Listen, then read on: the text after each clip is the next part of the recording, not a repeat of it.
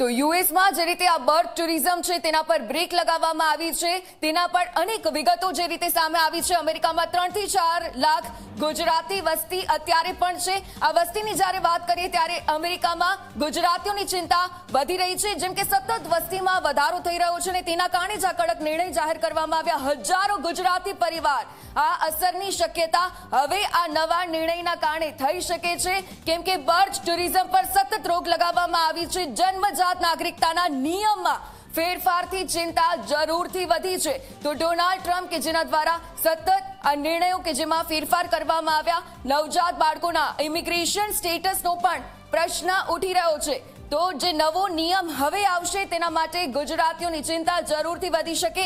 ગુજરાતીઓ માટે નવો પડકાર પણ બર્ડ ટુરિઝમ સાબિત થઈ શકે છે. એટલા માટે જે રીતે અમેરિકામાં સતત ગુજરાતીઓ માત્ર પ્રવાસ અર્થે એટલે કે બાળકને જન્મ આપવા માટે ગયા હતા, યુએસમાં જન્મેલા આ બાળકને આપમેળે હવે બિલકુલથી નાગરિકતા નહીં મળે. તો હવે ગુજરાતીઓ પર જે રીતે આ કાયદાના કારણે શું અસર પડી શકે છે કે તેમણે પણ બાળકને આપમેળે નાગરિકતા બિલકુલથી હવે પછી નહીં મળે. આ નવો નિયમ જાહેર કર્યા પછી તો યુએસમાં જન્મેલા બાળકને આપમેળે નાગરિકતા નહીં આપવામાં આવે તો બાળક માટે અલગ ઇમિગ્રેશનની પ્રક્રિયા હશે અને આ ઇમિગ્રેશનની પ્રક્રિયા તેને પણ ફોલો કરવાની રહેશે.